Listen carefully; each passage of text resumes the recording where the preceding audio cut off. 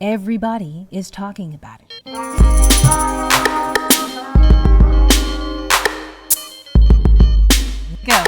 Go. Feeling like I have all these dreams, I can do all these things, but I haven't hit this quota. I haven't hit these marks. And so you feel like you failed. What about doing it so that you feel good about it?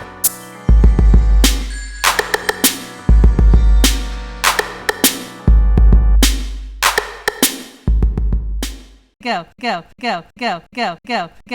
I like what you say about the unlearning and relearning, because I think that that's definitely down that road of like 15 minutes to failure. There are some behaviors that we are doing that are causing us to not achieve our goals in the ways that we really want it, right? Mm-hmm. And another thing for me, I was going to say of what I think of why people say no is we have it in our mind of what something is supposed to look like.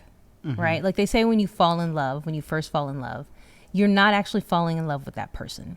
You're falling in love with who you are with that person, mm-hmm. who you get to be with that person. It's going to take you like a year or so to really, really fall in love with that person because you really don't know them, right? Mm-hmm. And I think that, ask yourself how many times maybe you set a goal. And I know this has happened for me. I've set a goal. I want to do whatever, achieve something. And maybe I get like up a year and I have actually achieved the goal, but it's not like how the polished version maybe I thought was thinking in my mind of what it was going to look like. Mm-hmm. You know, I was thinking, it was going to have a bunch of people were going to be there. It was going to be a bunch of money. It was going to be all this. I'm like, instead it was only 5 people were there. I really only made enough to break even. And I've been stuck with these same 5 people for the last 5 months, you know, and then you're feeling like it's not growing. So you have actually achieved it. It just doesn't look like what you thought it was going to look mm-hmm. like, you know? And I think that can be a reason that people say no to things. I think not being able to accept help. I think it could be a self-worth thing. And I think it can also be just not being realistic about expectations. I think that those I would be put up there on the list of probably some of the biggest patterns I've seen repeated on why people fail. And it's small things. And then let's just talk about the word fail. 15 minutes to failure. We're not even saying, or at least I'm not even saying that 15 minutes to failure of like, you're completely over, it's not going well. I'm saying, what if failure to a degree was you are actually achieving something, but it's stagnating? You know what I mean? Or you're achieving it, but you don't feel good in it. You don't feel good in it, or you feel like burnt out. Yeah. Or you're feeling like, I have all these dreams, I can do all these things, but I haven't hit this quota. I haven't hit these marks. And so you feel like you failed. And sometimes I think it can be definitely high functioning. Maybe it's a high function failure, if you think about it, because it's like you're not achieving your goals. You are doing something.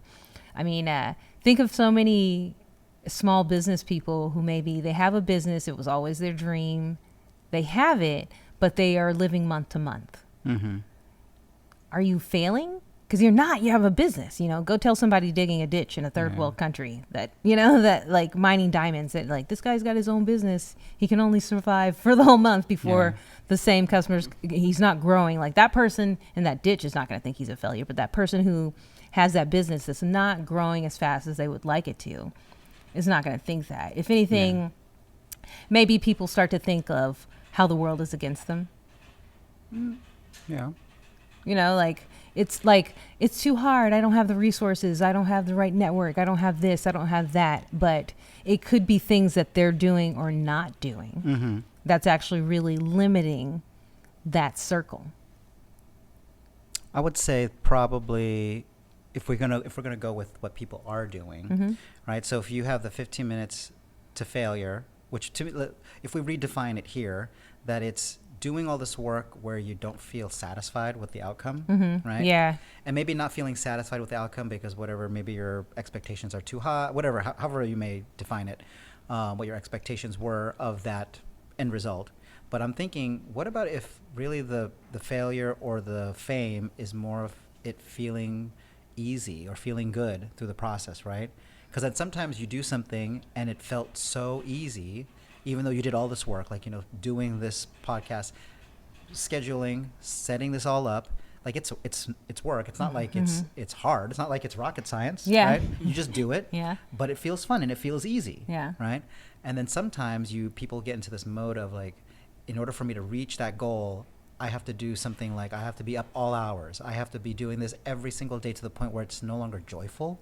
And so the question is that you'll still get there, but then maybe it doesn't feel like success because it just doesn't feel good, right? It's not exciting anymore, or, you know. Yeah, I put pressure on myself. I know that would be where I would go. I'd find myself in a 15 minutes to failure. Like, what kind of pressure did I put on this? What kind of pressure do you put yourself through? I put myself in pressure of you should be making more money. Maybe that one I don't do as bad. I usually feel like it should be more popular. That's usually the biggest pressure for me. And I feel like that's been kind of a lifelong thing that I've dealt with. It's not just about my art. It's just about me as anything. I think I even remember as a kid, like maybe like kindergarten or something, telling my grandmother something like, "Oh, so and so kid doesn't like this," and then I think my grandmother's just like, "Why are you doing it for them? Like, why don't you do it for yourself?" Yeah, like why aren't you doing it?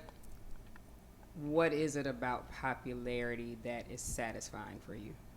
I think I have actually been sitting with the thought of this kind of lately. I think it was a value thing for me. Like, I think it was like a self-worth thing where I felt like if I was super famous or popular, maybe people in my life who had rejected me or didn't see my value at that time when it was on my terms, where I was just like, here's what I am. This is how I'd like to be valued. And I don't feel like they reciprocated that.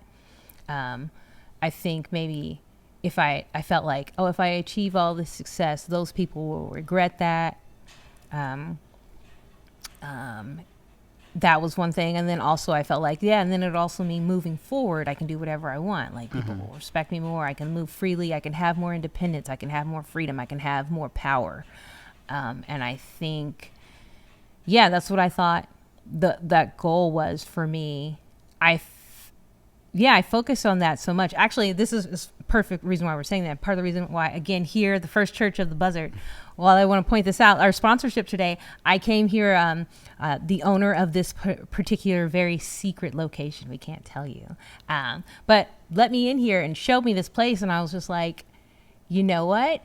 Actually, this is what I want. And I want to point that out, that it involves an underground club, because you hear underground and like, it only needs to be popular to a point, right? We need to be sustainable. Yes, we want some extra success on top of that. But like, that was coming here and seeing this space. It just made me feel like I have been achieving what I set out to do. And not just like, oh, I just started achieving, like I've been doing this since I was a kid now at this point. And I'm like, and that's really all it's about. You want to see it grow. You want to keep having fun.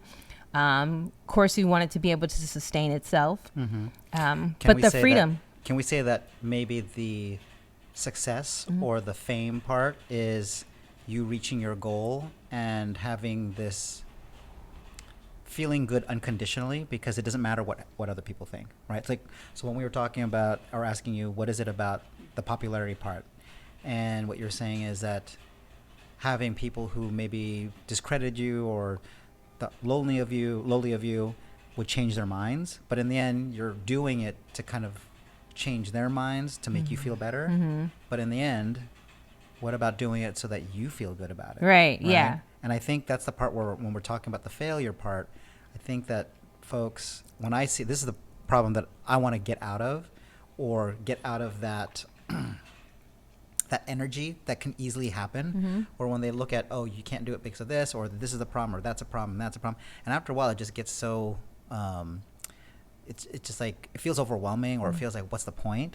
But in the end, you see all these folks who are doing things, and they do it bit by bit because they have joy in it. And then later on, you see like, oh, wow, they have this huge portfolio of stuff they've done because they were just going at it because they enjoyed it, right? Yeah. No, actually, it's funny that you say that. I went to a marionette show last Halloween, and it was in this guy's driveway, and I think he puts it on every single year. Oh, was this the one up in the Oakland Hills? Yeah, it's Driveway Follies, and it was you know, it's in a driveway, it's an independent show, but I felt like that thing had polish on it. It looked amazing. The puppets looked good, how they did the transitions, how they set up, and how the community had really come to expected, supported, promoted.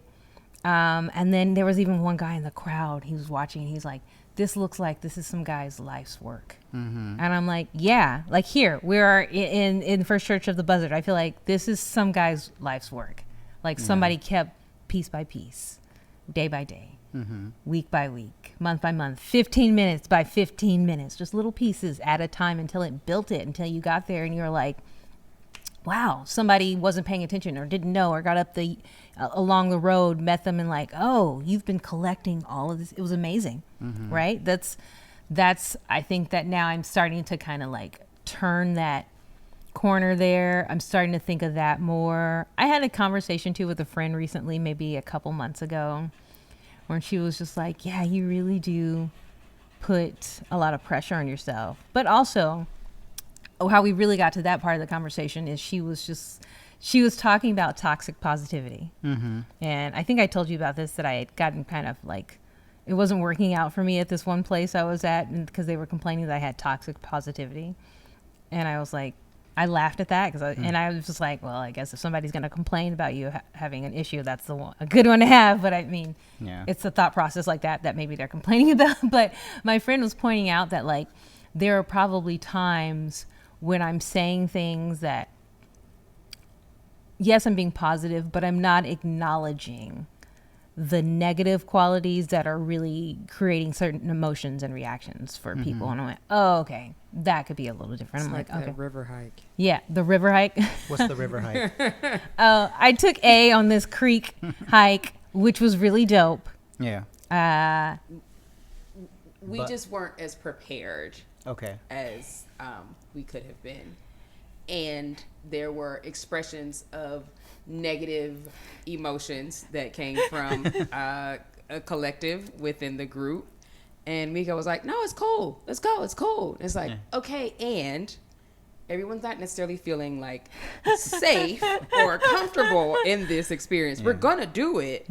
But it's like, cool for one and cool for another are two different things, right? So it is just acknowledging the experience that another person is having is not necessarily like fully positive. It's not fully negative either. Okay. But you gotta like meet people where they are. See, I guess when I'm thinking back to that creek, maybe I was thinking when you guys were being like, what is this? One, I've been to that creek so many times in the course of my life. I have a romance with that place. And like, so I guess I'm thinking, if you guys aren't enjoying it, you're going to stop and be like, all right, I'm going home. Because somebody actually on the walk did do that at one point. And I was like, no, just open your mind up to it. I think you're going to like it. Keep going. And then, so I'm creek thinking. is this? This is, I think, Saucil Creek. Saucil Creek? Yeah. Oh, that's a cute hike. 15 minutes to fame today. We talked about 15 minutes to failure. We're here celebrating Independence Day. Whether you celebrate it or not, where you think it's problematic, we have so many different characters for you to choose from. We've got some rockets in the back. They were supplied to us. These actually have been blasted off for you guys who are looking at the video. We've got rockets here. You guys just listening on podcast. These have actually been blown up. They've been. You mean blown out? That's a real rocket. Yes, you see that hole there? That's because that's been exploded. Thank you so much for participating and supporting us. Participating by following, subscribing, going on the Patreon. Yes, thank you. Patreon.com /mikO Tolliver. Yes, support us. I think, I'm trying to get better at remembering my skills of fundraising from the station, which I think I actually have generated some. Yeah, and here, you got to tell people first, like, what's your goal? Our goal is we actually do need some more mics. That's going to be about, I think if we can get like $1,000, it would be super great. Yes. So definitely, you can to be a supporter on Patreon for $5, and you can get some of our hidden content. And you support us. Send us some costumes. P.O. Box 10961, Oakland, California. Make sure to like, subscribe. Thank you for so much. Following me at mikO Tolliver, 2 L's. Don't worry about Antonio. You can find me through mikO Tolliver. Don't you dare to be sending me messages to him. Follow YannaT 904. YannaT Yeah, and I'm definitely putting up the ads.